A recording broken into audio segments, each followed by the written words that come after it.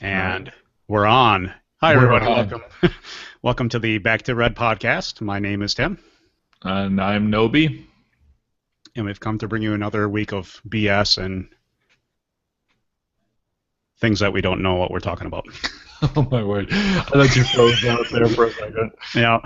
See, we're trying to get more members. That's a good way to start. Yeah, freeze out and Yeah. talk about BSing. Yeah. So I've been saying this for the last 3 podcasts we've had. We're doing this live. So you can check us out next week if you want live. I think it's going pretty well. We're starting to figure it out. I think I have the link thing figured out, so when people join it, they don't actually join the conversation; they just become viewers. Right. So that's good news. So at any rate, so again, we're doing this live, but we're also going to be doing our regular podcast like we normally do. So if you hear some weird stuff about visual things in a podcast you're used to just listening to, that's what's going on. Okay. All right. I'm just gonna look on Facebook and make sure people know it started. Yeah, you could post another. Yep. So this week, my did I tell you one of my best friends when I was a kid moved down here? He's like an hour and 15 minutes away. Really? Yeah, he's actually part of the Back to Red crew, the Grateful Red. When did he join? Last year, I think, when we were doing it. So his Yeah. name's Eric Fredrickson, but that was super cool to be able to go hang out with him. I haven't seen him for a long time. Geez, I don't even know, probably 4 years or so. So it's kind of really cool to it's like those friendships where you get together with them and it's like you never left. You know, that's like the kind of the friendship I have with this guy. Yeah. So it's kind of neat. We're soulmates. So did you guys meet up or you just been Yep. talking? We went down to Sarasota, which is about halfway in between here. Met up at a brewery down there, and then played some mini golf and just kind of hung out. Brought the whole family down there, so it was a lot of fun. Yeah, I mean, it is funny how even though you don't see or talk to them for years, like my friend Jeff, I mean, we'll be just laughing it up and talking about old times like for hours. Yeah. Every time I go home, so it's cool. Yeah. So this week is kind of it's going to be kind of cool. We brought a Grateful Red listener on the air with us. He's going to be joining us in about 10 minutes or so. Mm-hmm. So it's going to be kind of neat. Our topic will be worship, which is kind of a big dealio. Something we haven't talked about on the show yet, but I'm surprised we haven't, to be completely honest with you. Yeah. But I suppose it's not completely our forte. I mean, I'm not a worship guy or whatever. I know. Yeah, it should kind of be a cool topic to talk about, but I think it goes a lot deeper. But we're getting ahead of ourselves right now, anyway. So I'll wait till he comes on the air.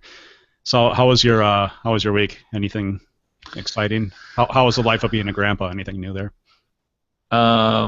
It's pretty cool. I mean, here's the thing I don't get. Like, my granddaughter is probably a year.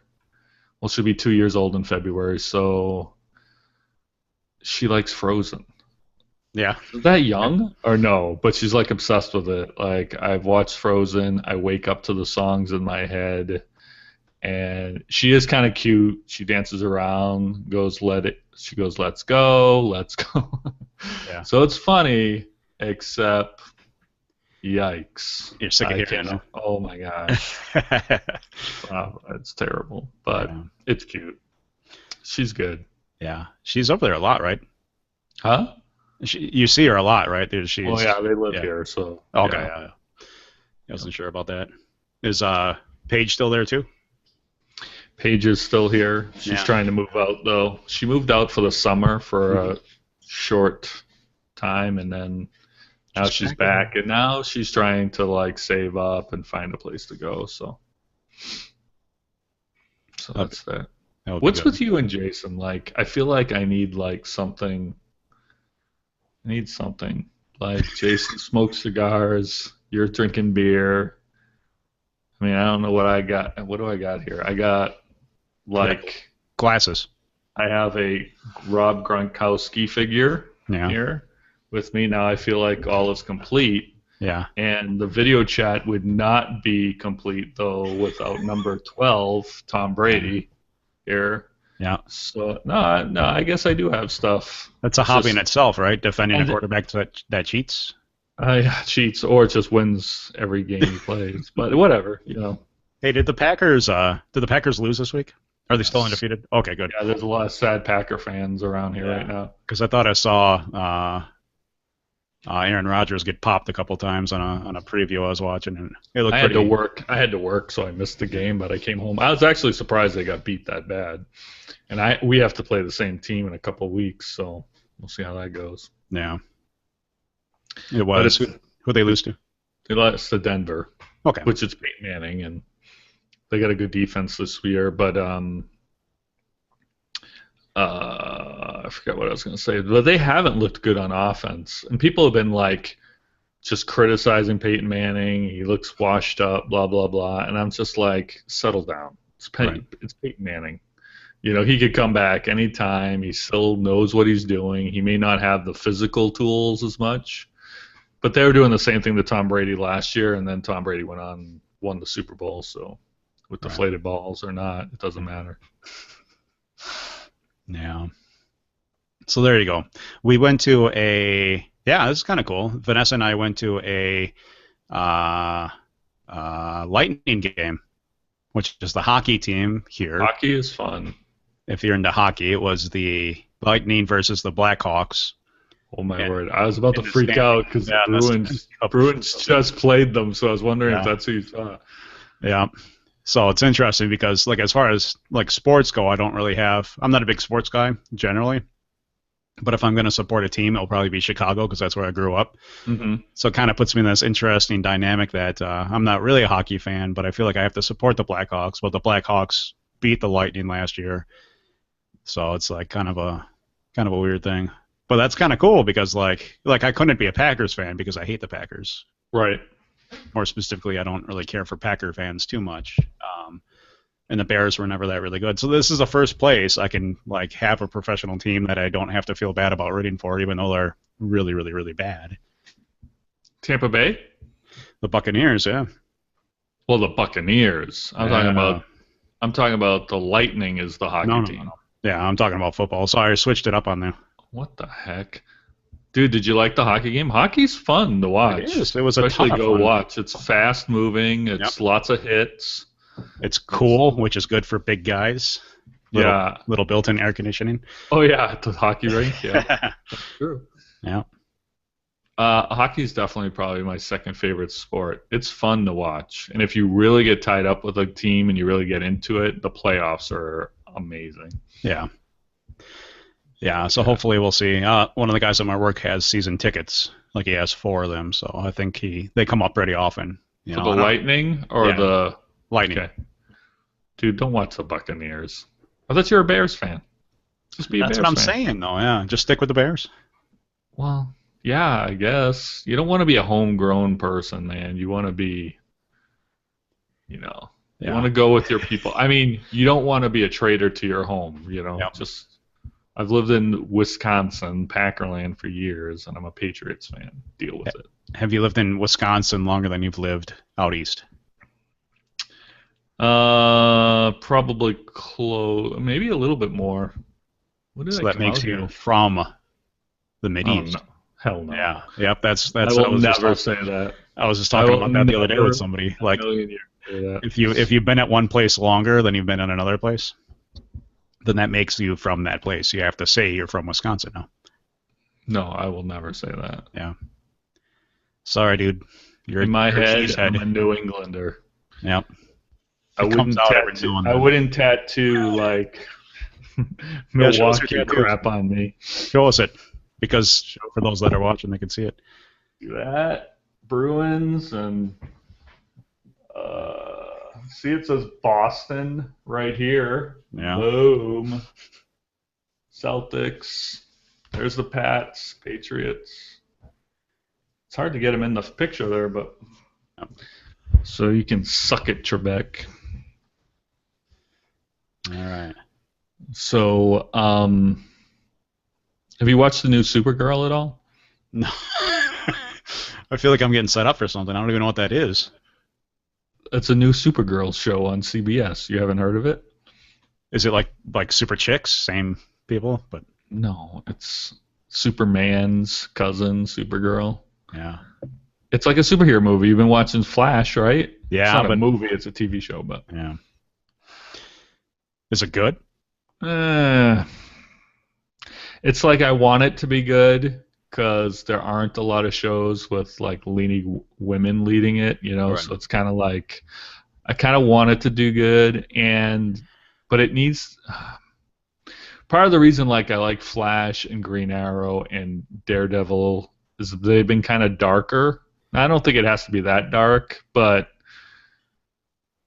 it's my problem with Superman anyways. I'm like when you're all powerful like that, it's kind of like okay. Yeah, just freeze raise them or use heat vision, whatever. You kill people. Yeah. I mean, you can't be defeated except Right. for Kryptonite, but that's lame. Yeah. So it's kind of like There's a lot of people I like that too, though. That's like not their favorite superhero because there's no way to beat them, you know. no, there isn't any way to beat him. All right, here's a question that might set you back a little bit, really Okay. make you think. Okay. Who is your favorite superhero of all time? Batman. That's it. That's it. I used to run around as a kid in underoos to Batman. Yeah. I grew up watching the old Adam West. Now, some people argue he's not a superhero because he doesn't have powers, Right. but whatever. He's a hero. That's all logistics, but Batman's awesome. How did you feel about the new Batman movies? They did the set of 3, right? Christopher Nolan ones? I don't know, the newest ones, the one that. Yeah, they were awesome. Yeah. Did you like all 3 of them? All three of them, yeah. Yeah. Yeah. Yeah. The Tim Burton ones, I liked the first 2. I actually didn't mind the third one, but the fourth one I walked out of. Oh, I'm really? a Batman fan. I'm like, I can't do this anymore. I'm out.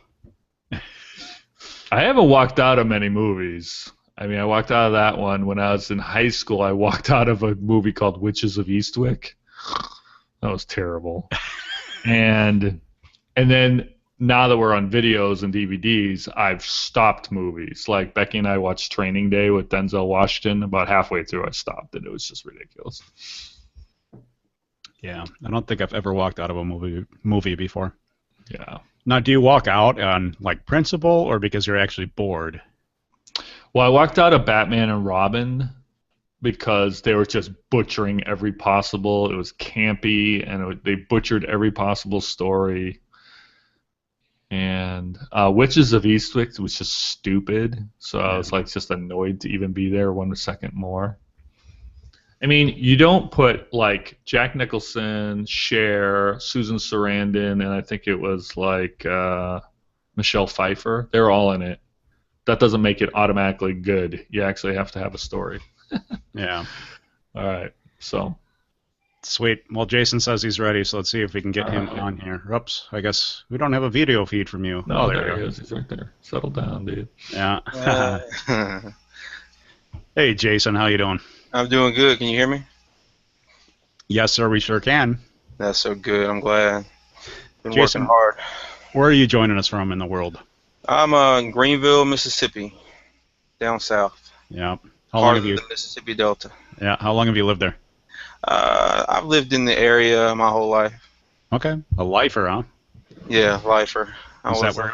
Is that where you're gonna live for the rest of your life? I hope not. Oh man. Just gotta be honest. We're me and my wife are in limbo a little bit. We're trying to figure out what the next step is, but trying to enjoy it right now as well. Yeah. You know, try not to get ahead of ourselves. Yep, I hear you. St. Petersburg is a very nice city. You know, I've heard Tampa is a prime cigar smoking location. That there are shops everywhere. The prices are low. There's a lot of shops that actually make their own, like actually have their own cigars, and they got cigar rooms. I haven't done it yet, but Ness and I have been thinking about doing that, going to one of these places, just have these really cool like cigar lounges, and you can pick out your cigar and everything. I know you're a big cigar fan, so. I am. I'm not an aficionado, but I think I look cool when I'm smoking one. Yeah. That's the point. That's the point of them. Yeah, I was just telling him, you guys he's got his beer. Yeah. You got cigars. I got nothing. You got your face. Oh, I do have my face, although it's injured right now. But anyways, yeah. Don't move up north because that will definitely cut into your cigar smoking around the campfire. I don't know. I think I could smoke in the cold. It's really cold. It's miserable down here during the summer. Tim probably got an idea of it. Yeah, this past summer. It wasn't. I don't know. It's like okay. This is how I equate it. When I lived up in Wisconsin, you had to deal with the cold, right? You couldn't go outside. You couldn't go for walks. I mean, you could, but you would freeze to death, right? Yeah. So you tried to go from your house into your car and get it heated up as quick as possible. It's like the same thing with summer, right? You don't go outside when it's warm out. You try to get in your car, turn the AC on as quick as you can. But with summer, you have like your summer nights you can enjoy at least. Right. Because summer nights are like one of the coolest like times, right? They're just like that. Up north? Here? No, down south. Oh, down like south. In Florida, that's what I'm saying. So I'm trading the super hot weather for the super cold weather, except I have the exception of having the nights still be pleasant and enjoyable. So. Yeah, I figure it's hard to communicate cold weather from Minnesota or Wisconsin. Is that where y'all from? Yeah. It's hard to communicate cold to someone in Mississippi. Kind of like it is hard for us to communicate hot to someone from Wisconsin. Yeah. Extremes of both sides, but. I mean, does it go up into the hundreds or what? Yeah. Yeah. Yeah, he did that around 115 and kind of this summer. Oh, that's hot. Yeah. 115's hot. Like we can hit 100 every once in a while, but. Right. And Florida though will never hit that. The hottest we'll ever get here is like 95. Never. No, well, it might have in the past, but like if you look at Florida's like highest temperature, it's gotten hotter, way hotter in Wisconsin than it's ever been in Florida. Is Wisconsin drier? No, it can be humid. It's probably drier than Florida is, but we are literally talking about the weather right now. I've never been to Wisconsin, so I don't know. That's a good deal. Good All talk. right, well, we talked a little bit about Jason. Jason's one of the original, huh? Probably one of our first hardcore followers. Yep. Jason has a blog we've talked about a couple times. It's wordsbyjason.com, and he blogs probably about once every couple weeks or so. It's got kind of some cool articles that we talked about on the show. But other than that, why don't you tell us a little bit about yourself, Jason? Maybe give us a quick breakdown of where you're at spiritually, and then we'll get into the topic of worship. Maybe tell us a little bit about that as well. How you're qualified to talk about worship. Qualified. That's a funny topic, but yeah, I'm Jason. I'm like I said, I'm from Mississippi. Been here for a long time, as long as I've been alive. I got a wife I've been married to for probably, 9 years. Oh, boy. 9 years. I have a 2-year-old little girl. It keeps me pretty busy. Like I say, I kind of, as far as spiritual journey-wise, I kind of grew up in church. My dad was a pastor from the time I was born. He was a worship pastor, funny enough, which is probably why I got opportunities along the way to get involved in that kind of scene.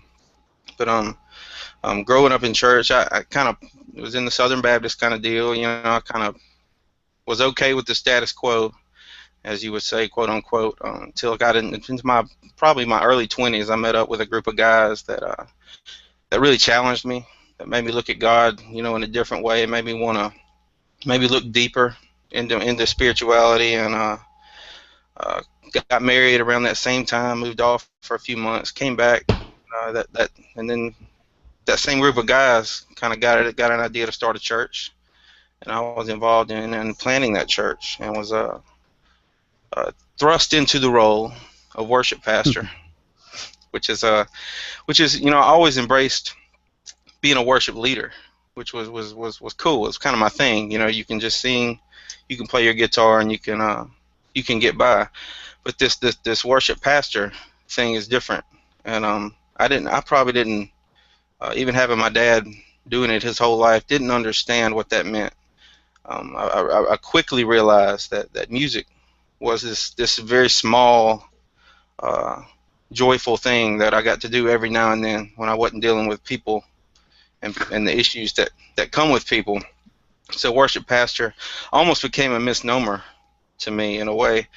And I did that for off and on for about 5 years. Had a couple of things in between. Don't have to get into that, but that but this past December, I stepped down. I just kind of had as much as I could take of the probably the back and forth of y'all ever heard of the term cognitive dissonance? Yes. Yes. Yeah.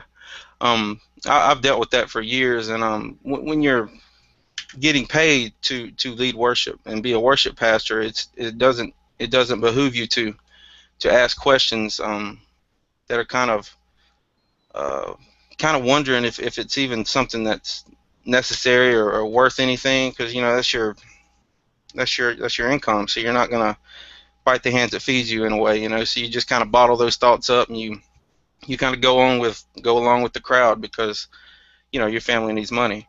And but at one point, I think it was about halfway through those 5 years, I didn't I went away from doing it vocationally and got a job, and I started doing it kind of on the side, which gave me a little more freedom to ask questions, a little more freedom to dig, and eventually got to the point this past winter that I really had trouble singing songs at church in front of people. And not that I didn't like the songs, and not that I didn't like the music, but that I don't guess I really fully believed what I was singing, and it created a ton of what I call cognitive dissonance on a routine basis, which can be really exhausting over a long time. And like I said, now you guys have been part of my journey over the last year, and lately, excuse me, lately just kind of starting from scratch with what I believe about God. A few weeks ago, I talked about a post that I posted about uncomfortably agnostic, and I will probably back off a little bit from that statement now. Over the past couple of weeks, I've become more hopeful in a way, and not, I think when I use the word agnostic, a lot of people are like, "Oh, he's going to be an atheist. He doesn't believe in God anymore. He's going to hell." Yeah. And people get scared for your soul, but it's not like that. It's that I don't believe in this thing that I grew up being taught, and I think there's something more to God. And I think there's something more to faith, and in this journey that we take. And I'm just kind of wanting to start where I'm at now, starting from something more of a firm foundation, and kind of going from there, figuring out that foundation.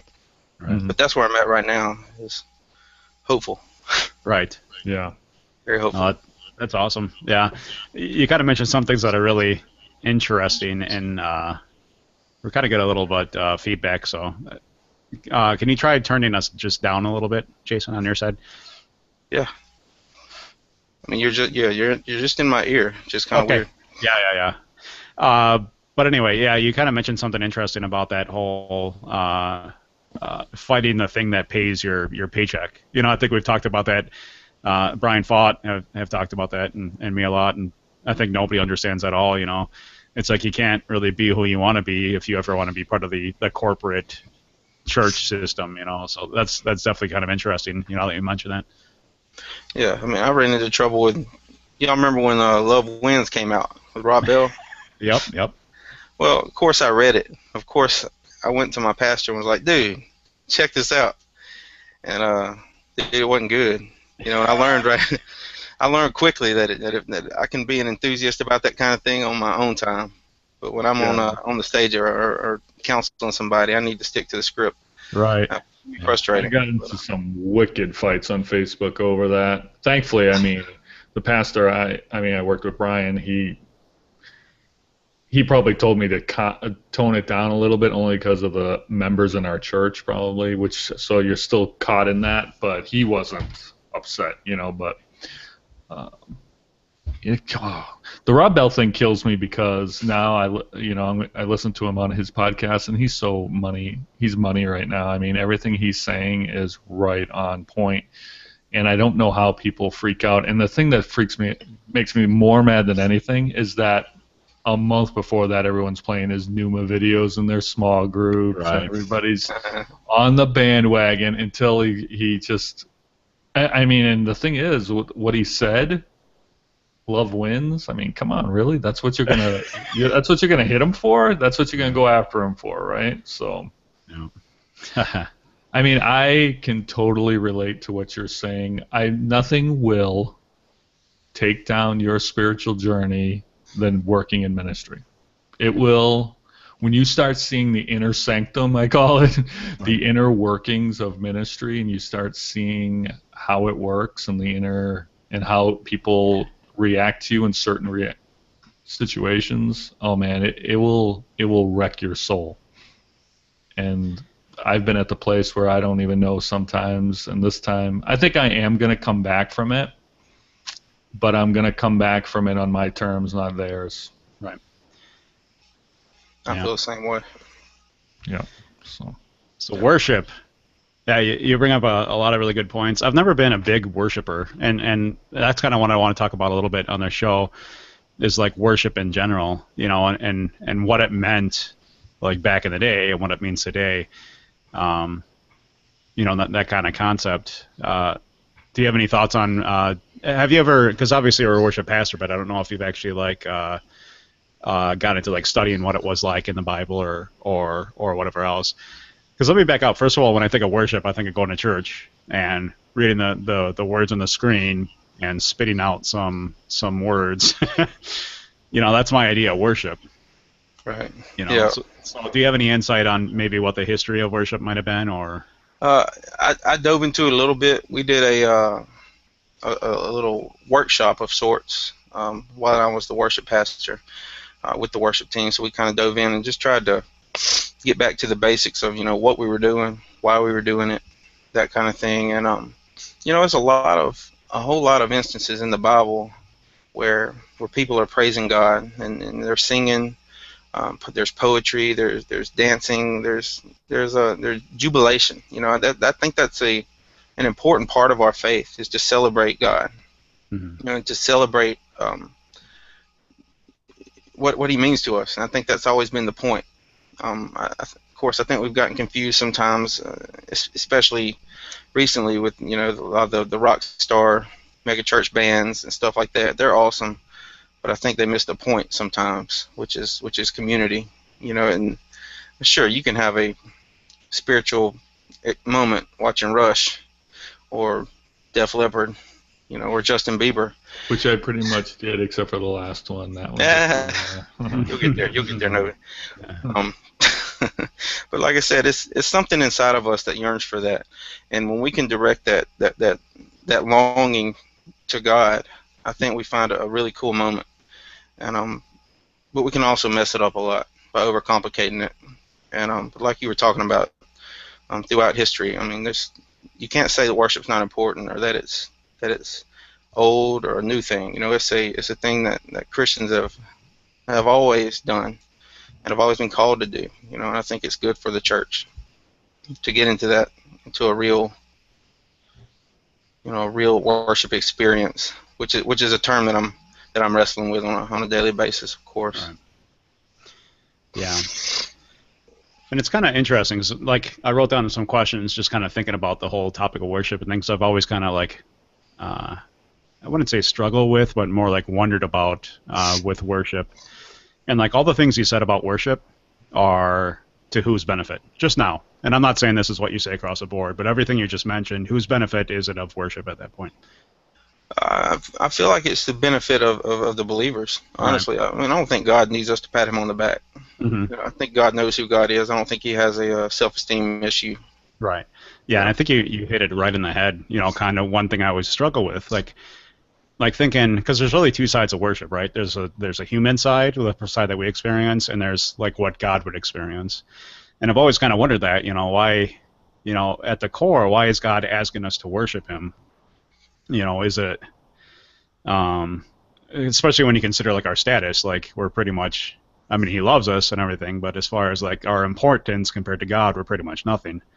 But there's all these calls in the Bible to worship Him, and I always kind of got hung up with this, is this like a power trip for God? Is there other gods out there that He needs to try to impress? Right. So, and I've always tried to kind of understand that whole God side of the equation.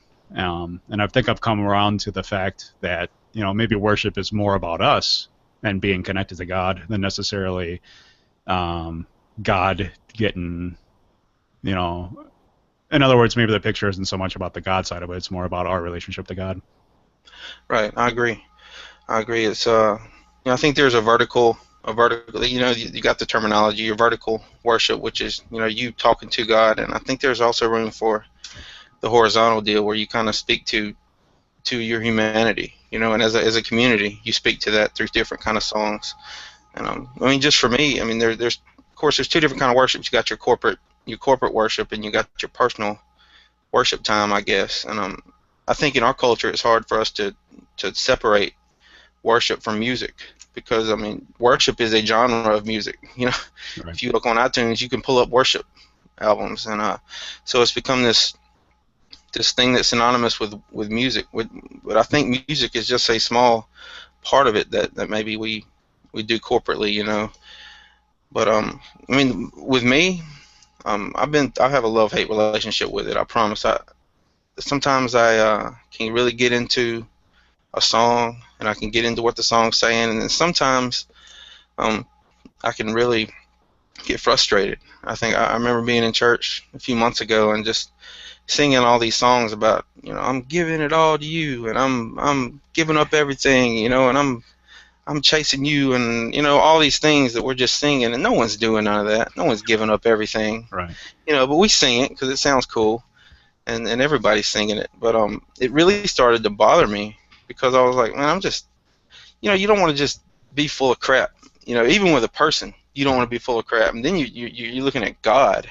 You're like, you especially don't want to be full of crap with God. Right. You want to be real with God, and I just started feeling kind of foolish singing that kind of stuff. Right. And I don't know, you guys, I don't know what kind of scene you guys had at Watermark as far as the music and what y'all into, or what y'all have been used to along the way. Probably similar.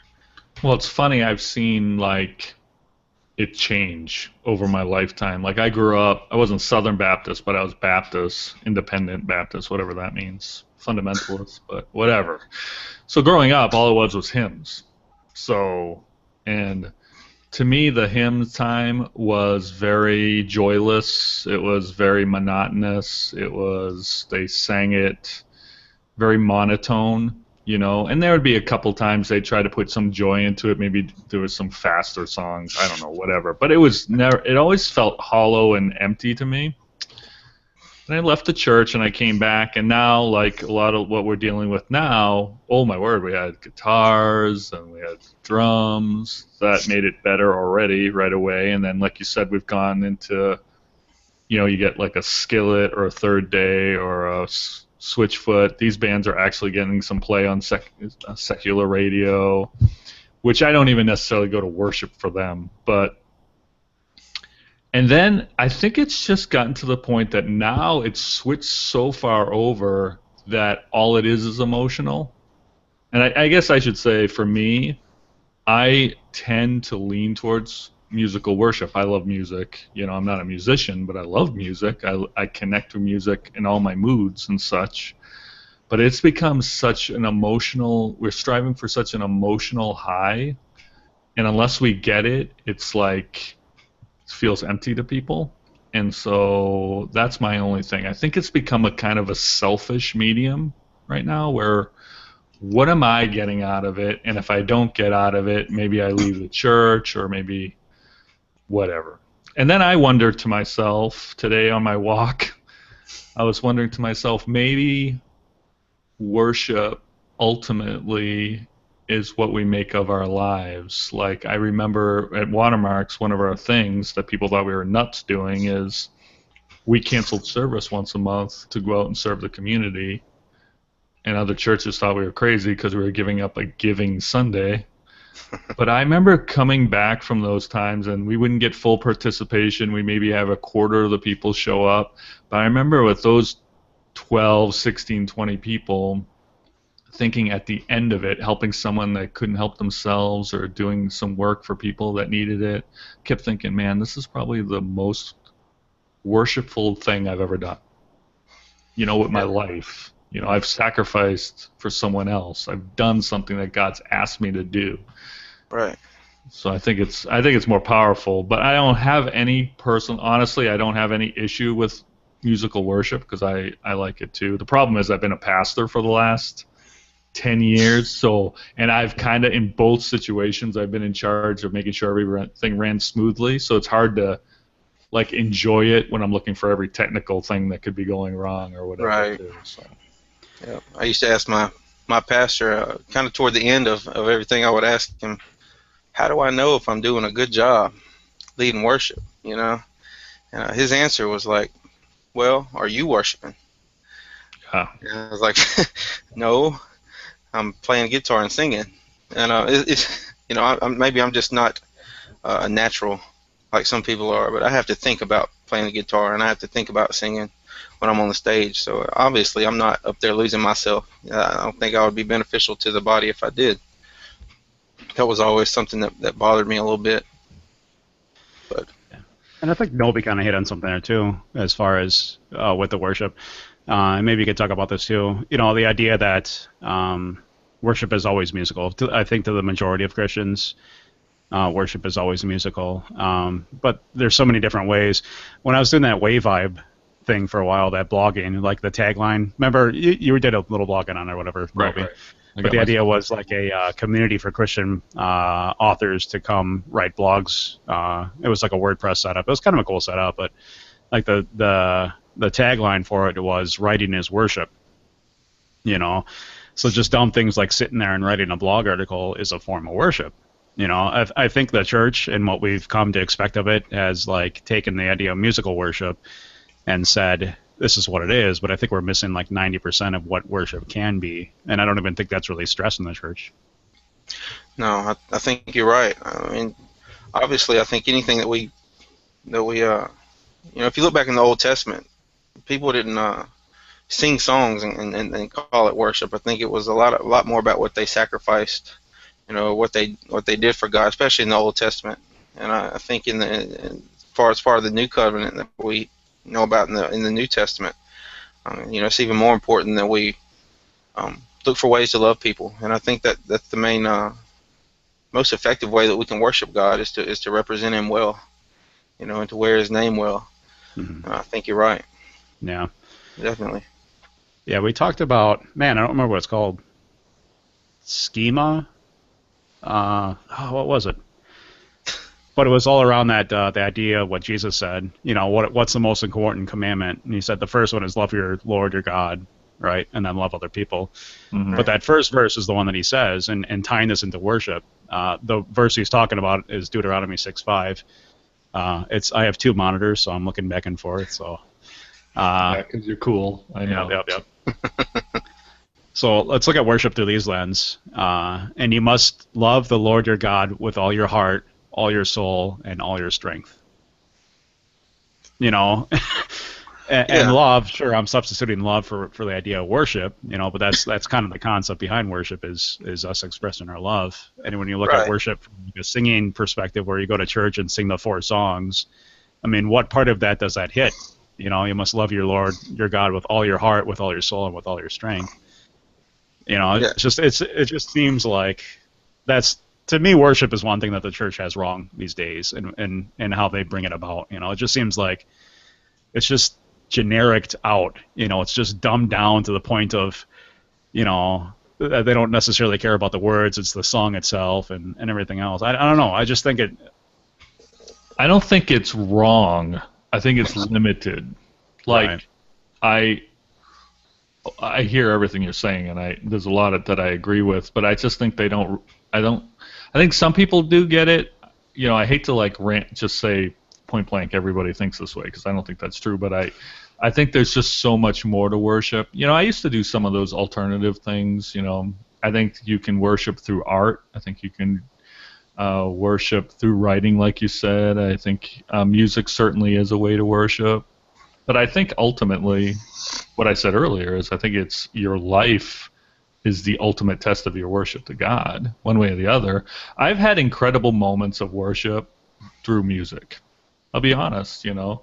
But I've also had incredible times where it was just me and him in the quiet. I've had, but they don't happen that often. It's not like that's gonna happen every week. You know what I'm saying? It's just not a week-to-week thing. I think it happens less often than we want to give it credit.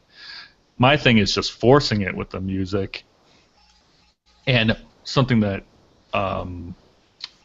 Jason said, very big, is the idea that some of the things you're saying, you're not living them. That drives me crazy. Like, you're like, be authentic. You know, if you suck, then you suck. You know what I'm saying? Like, at least be honest with yourself about what you're in things in worship. And I think God wants that. The church doesn't necessarily, but I think God wants you exactly the way you are. If you have doubts, if you're angry, if you're whatever. But when we try to hide that and we try to portray something that's not real, I think that makes them a little annoyed. No doubt.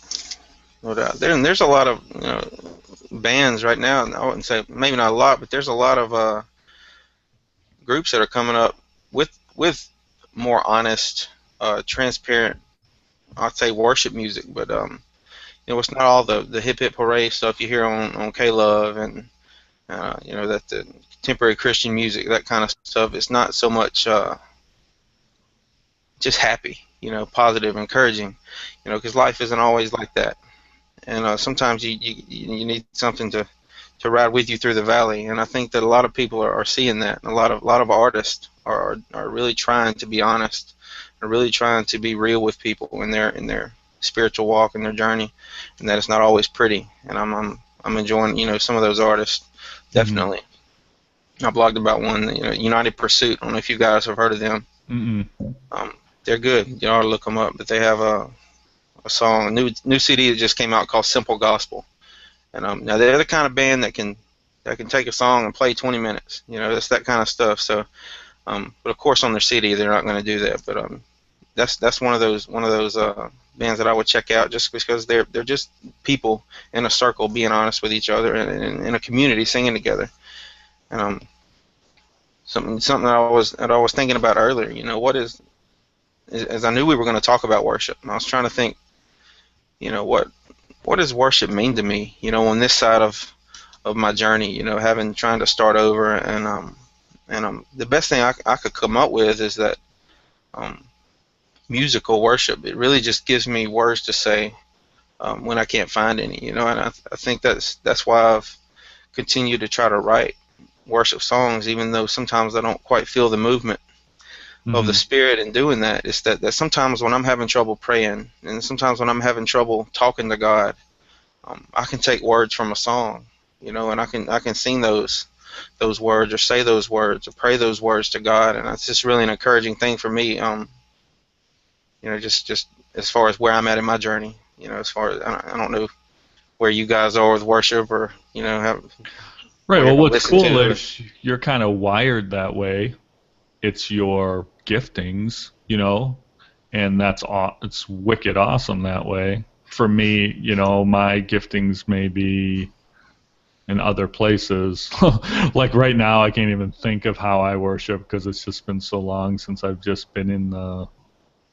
I like to write, but I tend, in the mood I'm in right now, I tend to be an angry writer. I've gotten a lot. I was on that way vibe, and I got in so many arguments with people. I mean, it was just nonstop, and I engaged it, and I shouldn't. Yeah. Angry's not a bad thing if you're being honest. Yeah. You should go for it. But I think you kind of nailed something there. That's always bugged me. I'm more of an analytical introvert guy. And I would go to church, and I would see these people just pouring their hearts out, and they have their hands in the air, and they're and they're crying, and they're so connected. And I'm looking at this guy saying, "What does he have that I don't? Is this something I need to? Is this a part of me that's missing? Because I can't connect to God this way?" And I think our personality styles, it's like maybe that's what really bugs me about worship, is I don't really connect very well in that regard, and it makes me feel. I don't know. It makes me feel inadequate, maybe, as a Christian. You should feel that way, being a worship pastor. Yeah. Yeah, I suppose the same thing. But And then I realized I did some sales training on it and started understand not on it, but I did sales training in general and realized like these different personality types. And it's not wrong that I'm analytical. It's not wrong that I'm introverted. That the relationship that these people can have and raise their hands up and get connected to God. It's not necessarily a show. I mean, that was the other question. Is like, man, they're doing this. So that's a good show you got going on. That's pretty impressive that you can do that. But like I said, I'm more analytical, and I know and like the words always kind of bug me because I never feel those words, on the screen that's showing up. Like there's a song by I think Hillsong called Oceans, and it's talking about how they want God to lead them into waters where they can't touch. Essentially like that he needs to show up, otherwise they're going to drown. There's nobody that believes that. There's not one person out in the world that wants God to lead him into those waters so much, that I don't know. It's a disconnect between the words that you see and then what you're singing, So like one of the things that I learned in worship is that you don't have to sing the words on the screen. I mean, you can literally say anything you want. You can pray. Nobody can hear you, right? Because it's loud in there, and the drums are going and everything else. But you can use that environment, right, that energy that's going on in order to connect, but you don't have to sing the words. You can literally pray. You can literally just be quiet and let like your soul reach out. That's like where I'm, I guess, the most comfortable. Well, where did you, not just saying that, where honestly did you ever see Jesus in a singing worship? I mean, like when it talks about Jesus connecting to God, almost every time that's happening, he's gone away to be quiet. Right. Yeah. Now he was, I mean, he probably needed it more than anything because of all the people he was dealing with, for sure. But I would just think that worship happens a lot more, I would think, one-on-one with God than it does in a corporate setting. Not that listen, everything I'm saying, I'm not saying there's anything wrong with a corporate setting. Right. And when you were just talking about it, I was thinking about looking around the room, during the worship service. And I mean, I was always wondering to myself even, I always hated putting the hands up, but there were times I did it, and now I'm sitting here wondering back, why did I do that? Right. Like it was like it freeing? Did I feel like I should do it, or did I feel like I was following the crowd doing it? Right. To be honest with you, I felt like I wasn't really trying to engage it unless I was doing it. I think that's part of our, church culture right now, and I think there's beauty in both sides of it, the corporate worship and the personal worship, but it's when we try to crush the two together that we run into trouble. Because you can throw your hands up and have a worship experience at home, but not everybody can stand in a big group of people and just lose their self to God, that kind of thing. And I used to feel bad about that too, especially just being a worship pastor. I'm supposed to understand this stuff. I'm supposed to be able to connect with God through a song. When I would have trouble, and eventually, I used to take that responsibility on. Just something that I've done before, and it even happened to me a couple of months ago. I was in a worship service, out in the congregation, and the worship pastor was we were just singing our song and bebopping along, doing our thing, and he stops the song, and he's like, and he gets on to us for not singing, for like not participating, and right, and 5 years ago, I'm like, yeah, I've done that, and but it's such a stupid thing to do because you can't expect. I mean, I guess it depends on what you're going for. If your goal is for everybody to sing along, then I guess that would frustrate you. But I think as you mature and as you learn more about worship, you figure out that this is not about me, and it's not about anyone's response corporately. I think it's important that we sing together, but it's not vital that everybody is singing together. I don't know if there's a difference there. If you know what I'm saying. I always hated that. I hated when they try to make you clap. They try to make you do stuff. I mean, I had a pastor, my first church stop, and he was doing it in the right heart. He wasn't like yelling at anybody. He was basically saying to people, if you feel uncomfortable raising your hand, don't worry about it. But if you want to try it, he was kind of like coercing them into it. Right. I'm like, if you have to coerce them, is this really real then? Right. That's the thing. It becomes something different. Our band always tried to make us clap, and I hated it. First of all, because I can't keep a beat, or I look like an idiot. And of course, when you're the pastor, everybody's looking at you. When you're one of the pastors, I should say, everyone's looking at you to keep the dumb beat in the crowd, and you're like, I suck at it. Well, now this new wave of songs you have to do like the whoa whoas with the whoa whoa, you know. Yeah, no, that's the new clap, I think. You know, which is even worse. It's awful. I think K-Love is to blame for that. It's funny that there's a K-Love in every state. Oh yeah, it gets notorious, positive, encouraging. Yeah, K-Love. What else? There's got to be other ones too. Spirit FM. Yeah, they're out there. Yeah. Worship is, I don't know. I've experienced some really good stuff music-wise too. It's just, it's part of my cynicism now, I guess, is where I'm at. Yeah. But I also I have no problem with other people, you know, if it does it for them, it does it for them. I'm cool with that, you know. So. I just want to interject here real quick. It says there's 2 people watching us right now. Woohoo! But if anybody has a question, like just something about worship or something I want to add to the conversation, you can kind of scroll up to the top of the page, and there's like a little gear icon, and there's like a little question and answer box. And if you click on that, it will open up a little panel where you can ask a question. So we'd love to hear from you. At least say hi. Whoever you 2 people are, come say hi to us. So that's my segue. So one of the things Jason does do is you write your own music, right? Right. Yeah, I do. How many songs have you written so far? I've written a lot, but I have, you know, it's hard to get your music out there in a really nice polished, form. Right. But I had a friend of mine take on a couple of my songs and really record them really nice and had me sing them, and so I have 2 songs that I'm proud of the recording of, if that makes sense. Yeah.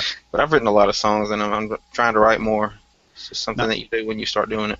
Yeah. Have you written any songs since like you started down this new path, I guess, of starting over? So in other words, like, because like, man, I look through, like, I have a blog too that I write on every now and then, and I look through some of the old blog articles I wrote, and I'm like, wow, I've really changed a lot, you know, from like how I think now, or how I think then, into like how I think now. I would never write that thing the same way now. So now that you're kind of in this new path of this new like rediscovery, I guess I don't know what to call it. Do you think the music you wrote kind of speaks into your life about how you're feeling now? Have you started writing new music with kind of this new questioning, you know, this new starting over? Kind of put us in the head of a music writer, of a songwriter. Well, unfortunately, you can write a worship song pretty easily. You know, I think that's the machine we've created. But I can see going back, especially on the blog, you know, posts when you're going through stuff and you have certain tones about your writing. As far as I haven't written as many songs that could be used for worship in the last year. You know, I think at one point I probably wrote myself off, so to speak. You know, I didn't see an opportunity in the future for me to lead corporately, and so I just kind of was like, why bother with it? You know, I kind of felt disqualified from ministry because of just some views, the whole Rob Bell thing, and you know, just different things like that I just figured I would never be able to overcome. You know, that not only that, but that people would never be able to kind of get over. You know, agreeing to disagree, that kind of thing. There's some things that people just won't do. And but over the last probably month or a month and a half, I started thinking about that more, and starting to see that just because it's not from a stage at a church, that doesn't mean that it's not worth something. You know, and I can be a worship leader from YouTube. I can be a worship leader from my blog. You know, I can be a worship leader in my life. You know, I don't have to be employed by a church or on a stage at a church, which is like an aha moment for me, because you know, it's a crappy feeling to write yourself off, and you don't want to do that. You don't want to, you know, that's almost akin to giving up on something. You know, and I think that God's, you know, not you hate to say things like this, but I think that God's given me a gift to communicate His love through music. You know, and it's something that I've struggled with, and it's something that I almost just can't get away from. It's just this drum beating in my head, just that always end up back there, you know. So working through this this kind of fresh start that I'm trying to go through. I know that songs will come out of that. I know that words will come out of that, and you know, I don't know exactly where God may take them, but I'm going to try to be faithful to write them when it happens. But you know, us creatives are real temperamental, so you never know what we'll write. Right. I could write one thing yesterday and it sounds like I'm giving up on church, giving up on life, and hate everything, and then the next day I'll write, you know, something about how pretty the flowers are. You know, you just never know. You never know what'll happen when you have a mind. I don't know have y'all ever meddled around with the MBTI personality types? Oh yeah, I used to teach classes on that. Really? What is yours? I'm an ENTJ. No, I'm an ENPF. ENPF. I don't know if I ever... ENFP. Sorry. Like this sounds. It's been a long time. Extrovert, intuitive. I'm a feeler, and I'm a perceiver. So I don't know very much about it, but I have a friend that does, and he diagnosed me. What did he say you were? He slept at a Holiday Inn Express last night. No, I'm an INTP. I'm an INTP, which is I think INTPs. I don't know, Tim. You're probably close to that. Maybe a letter off, or yeah. He's definitely I. Stop it! I feel like I'm being You're a TS. I would say he's a sensor. Stop generalizing. I'm feeling. It is very helpful, and I've noticed, like, when I've been looking for jobs, some jobs have like an actual test now. So I hate it because it's like, seriously, filling out an application online is just like, I just want to hit myself over the head with a book. But they do. I mean, it's good to know how other people are wired, man. Yeah. Yeah, it's good to know that you're not just broken. You know. Yeah. It's like with with an INTP, you know, the basic thing is you live inside your own head. Right. A lot of times, you fail to jump out and think, you know, thoughts that matter in a way. Right. So that's why I run into trouble, I think, with my faith and with ministry especially, is that I can't leave well enough alone, and it bugs me to death, and I hate it. But I'm learning to embrace it, and I think if I can embrace these flaws about myself, that God could use me in a better way as far as writing, and being able to accept who I am and who He's made me to be. You know, I don't got to just put on a mask for everybody. That's a real freeing thing. Let me ask you a question. This is kind of a personal question. No, but you don't have to answer it, I guess. But did you have formal training as a worshiper? And, like, meaning, did you go to college or anything like that for that? No, I did not.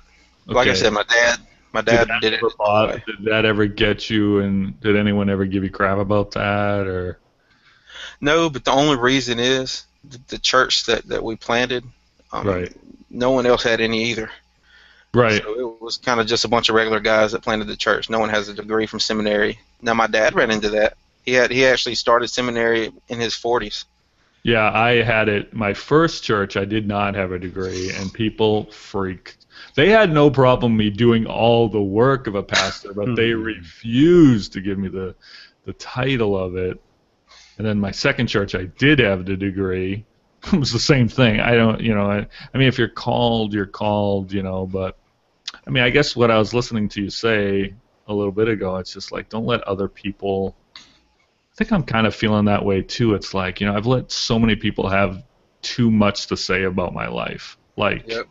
Like, I feel like I've been called to help people that have been hurting from the church. I'm trying to bridge the gap from hurting to accepting Jesus, and not accepting Jesus in the traditional Romans Road way, but accepting who Jesus is and they can make a difference in your life, and that the stuff he said is cool, but we gloss over, like, the helping the poor and the way his life turned out. But we corrupt it so much by adding all this other, like, all the other rules and the things that from theology or whatever, and that's certainly what we've been talking about on this podcast. It's like, take down the walls, take down the rules, and just open it up, and let's, you know, figure this all up all together, you know, and not. if you grew up in the church, and so is Tim, and so is mine, I'm just sick of. I just want to get rid of all that crap that's in my head, so I can start from scratch and let this be a faith that's my own, not one that's been pieced together and piecemealed by people that I've met Right. throughout my life. So. Yeah, you got to be careful. I mean, when you're temperamental, creative, like a lot of us are, and Right. I think you are too. I mean, you right. You know, things even though Right. you don't want to admit it. We're real affected by what people speak into our lives. So, you know, I've for the past year, I have welcomed differing viewpoints of all kinds into my life, and you know, things that I post online, you know, things. But I realized this week that that too much, and I'm gonna use this term because it annoys you, too much pushback. Oh, I hate that. That's I know hilarious. Tim, I'm glad you enjoyed that. I hate that. but too much pushback can really throw you into a tailspin at some point. And I've tried to take steps recently to get back on track. I mean, I bet I deleted 300 people on Facebook. Just either I don't talk to them, or you know, I don't want, you know, I know what they're gonna say, and you know, I don't need to hear it again. And some of them I just got tired of looking at, which I'm sure is the reason a lot of people delete me.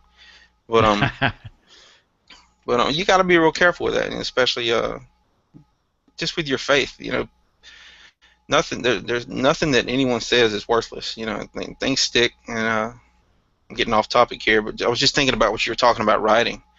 You know, it's when you start to second guess yourself, second guess a blog post or a song because of what one person may think or what this other person's going to say about it. That's not worth much, you know, and that's something that I'm trying to deal through as far as a writer. Yeah, I'd like to do it again. I went on to WordPress last week after our podcast to set one up. It's the setting up that's just because I'm not a technical person, and I'm just like, it's overwhelming to me too. Yeah, you can do it, man. You should do it. I'll figure it out. Well, I have to actually go.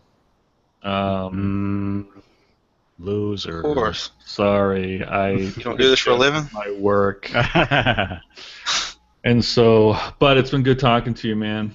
No doubt. Hopefully we'll have you on again. I think you and I have probably a lot more in common than we have not in common. So, other than you talking a weird accent, I don't know what you're talking right now with. Yeah, whatever. All Tim's on my side now, so. Yeah, I know. Yeah. I was thinking he's kind of he's a sad Southerner because he probably doesn't even like grits or Southern iced tea like I do. I've had grits. And I love grits. It's my favorite. Well, have fun at work. Yeah, all right. We'll see you guys. All right. Well, we'll stick around. We'll close the show off. I got one question from a user to ask you too. So. All right, sound good. Oh, really? See you later. Yeah. This is from Jennifer Faught. She is. Did you listen to that one episode where it was Brian stepped in? Yeah. It was last year. Anyway, this is his wife. Yeah. She says, I have a hard time relating to a lot of the popular worship music, which you've talked about.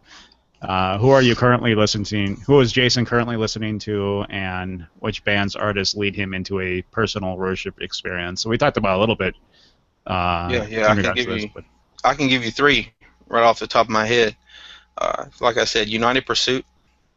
They're awesome. You should look them up. They really write, I think, from the heart, and it's really accessible. Is a problem I have with a lot of newer worship music, is that you can't really relate to it. You know, it's so generic that it's almost like a country song. You know, it's just the same old stuff over and over, so it's hard to relate. But United Pursuit is a band that's really writing some cool music right now. Another one is he ain't put out a lot of music, but his name is Josh White, and he's put out some really cool, I call it, singer-songwriter, acoustic kind of thing. He has an album called Absolution. If you go to my blog, I have a recommendations page, and his album is on there. But don't buy it. You can get it for free on noisetrade.com if you search for Josh White. And another one, and you may shake your head at this, but David Crowder.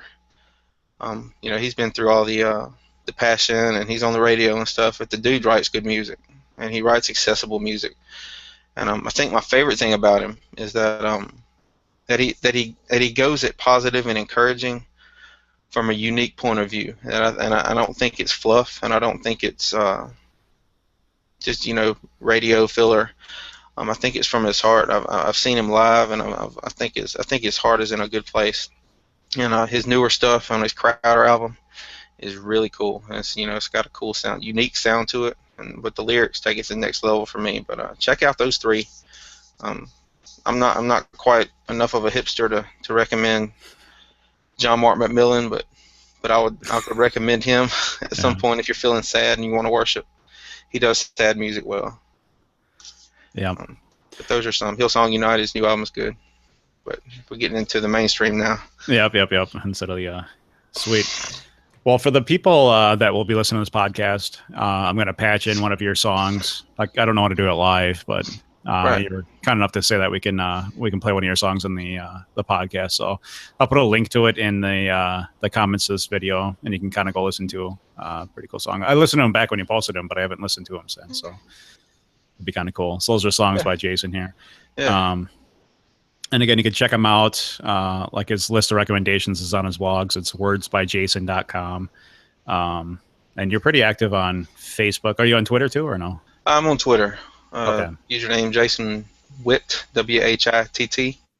Okay. My username. If you go to wordsbyjason.com, I have links to any social media that I'm participating on. Yeah, dude, I'm super stoked about like you're like kind of like when you're in this. Because you're kind of in the same position I am, like trying to reevaluate like what Christianity is, what God means, where we kind of fit in this picture. And I think one of the best places to go to is David, and you read through the Psalms, and there's heart-wrenching Psalms where he's just pissed at God, and he's laying it all out there, he's like not afraid. I almost wonder if he's right. He writes like we were talking about when we read our blog, like from years past or whatever, like. Wow, I'm surprised I said that. I almost wonder if David sitting there on his parchment or whatever else on the toilet, I don't know, wherever he used to write or whatever, would look at it a couple of weeks later and be like, "Wow, I said that," Right. But it was like he put it out there, and we have these to this day. These the writings that he had, which are just, I mean, they're point blank. They're like, "God, I feel like you're not here." It doesn't really say "I hate you," but he says pretty much the equivalent, right? Yeah, that was going to be one of my recommendations. Yeah, and it's just legit, it's just like, I guess if you're struggling with the worship and what it means to you, go read through the Psalms. I mean, some of it's kind of corny, honestly. It's like, all right, yeah, it's kind of cheesy, I had a friend say that to me one time. If you're feeling really down, if you're feeling really defeated and discouraged, to pray through the Psalms. And right. I think we ignore it so much because it's just, we think it's not relevant. We right. think it's not something it's not theological, it's not systematic, it's all these things that we look for, but man, it's real, and it's I think real words from a real guy that was living a real life, right? And it's one of the very few, put everything he could into it. Yeah, it's one of the very few people in the Bible that says that it was a man after God's own heart. So somebody that for whatever reason he put him above like his other people, his other children or whatever. It was like Right. David was on a new level, and he talked to God, in some of the most disrespectful ways. And it's like, just relax and be real. I mean, that's really what I have to assume God is looking for, is that Right. that reality. I mean, if you haven't sworn at God, then I don't know, man. Maybe you should, Try it out. take a step back and yeah, I'll try it out. If you're happy, be happy. If you're sad, be sad. If you're angry, be angry. Just be real with God, and that's what He wants. I think if He's out there and He loves us like I believe He does, that's what He wants. God is good. He's a good Father, and I think that's where we start. And I think that's where David was. I think he believed that about him. Sweet. Awesome. Well, Nobe's not here to give us any recommendations. Do you have any recommendations? I do. Right. It was almost a perfect segue. You were talking about the Psalms, and I was really hit by Psalms 22 over this past week. Where I think Jesus quoted that from the cross. My God, why have you forsaken me? Which is the biblical version of say something. Which is what I've been kind of going through with God over the last year. And anyway, there's a video on YouTube by a guy named Peter Hyatt, and it's called Hallelujah in Hell. And I shared it on the Back to Red Facebook page. And it's like 16 minutes long, but man, it changed everything for me, and it really opened my eyes. And I'm not a super emotional guy, but it brought a tear to my eye just because it met me where I was, Right. And it was just that and he started reading Psalms 22, and he got my God, my, and by that third word, I was just like, just kind of just choked up about it, because it was just so real in that moment. I felt like that was my spirit screaming those words. So, but it's Peter Hyatt, and it's Hallelujah in Hell. I think it's Downside Up Videos or something like that. Okay. Sweet. Well, why don't you, if you can find that link, just go ahead and post it back on the page again. Yeah, no doubt. Cool. Yeah, I don't think I have any screaming recommendations, so I'll have to bypass on there. All right. Well, thanks so much for joining us. This is awesome. Just hear a new perspective. We get kind of sick of hearing each other, Nobe and I. So it's kind of cool to bring you on the show, and hopefully maybe we'll bring you in another episode of maybe when you get your new stuff out, we'll bring you back on. Yeah. Yeah, we'll see about that. Yeah, when you go on tour, maybe. There you go. Maybe when you moved on to St. Pete here. I'll have a little spoken word intro to my concert and let you and Nobe kind of do that. There you go. That would be perfect. Poetry together. Sweet. All right. Well, if you guys want to, let me pull this guy down here. Most of our communication happens on our Facebook page. You can go to Facebook, go to backtored.com, or just go to Back to Red, and our page will pull up. Just ask to join, and we can let you in there. Otherwise, you can ask a question. You can call in and leave a voicemail for us. Our number is 608-618-1842. You can send us an email at comments@backtored.com. And we're on Twitter, although we hardly ever use that. But anyway, we're on there. Twitter, our handle is BackToRedPC. And I don't think we have any new users or anything to announce this week. Other than that, I think it's pretty much a wrap, Sir Jason. All right. It's been fun. Yeah, sounds good, man. Yep, you take care. All right, bye.